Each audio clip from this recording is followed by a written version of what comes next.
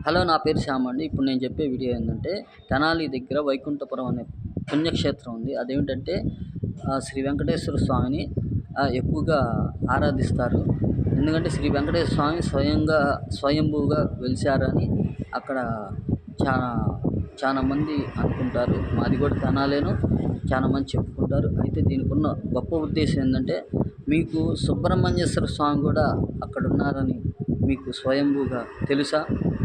అది నాకు కాస్త అర్థమవుతుంది కాబట్టి నేను చెప్పగలుగుతున్నాను. అదేమిటంటే స్వయంభూగా అక్కడ పుట్ట ఉంది గుళ్ళో.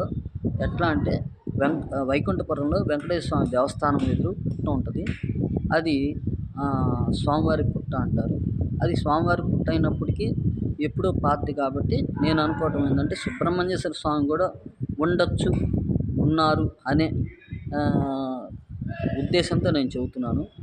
నాకు తెలిసి అది 2 దివ్యక్షేత్రాలు.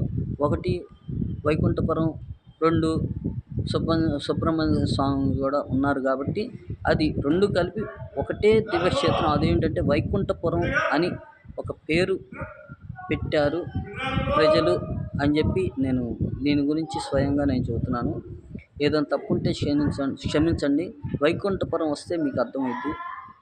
వైకుంఠపురం గురించి తెలుసుకుంటే అర్థమైద్ది. అక్కడ నిద్ర చేస్తే మీకు అనుభవం అనేది తెలిసిద్ది. దయచేసి తప్పకుండా వచ్చి వెళ్తారు అని నేను ఇందుమూలన విజ్ఞప్తి చేస్తున్నాను. ఏదన్నా మొక్కులుంటే మొక్కుకుంటే తప్పకుండా తీరుతాయని నేను ఇందుమూలన తెలియజేస్తున్నాను. నా పేరు శ్యామ్.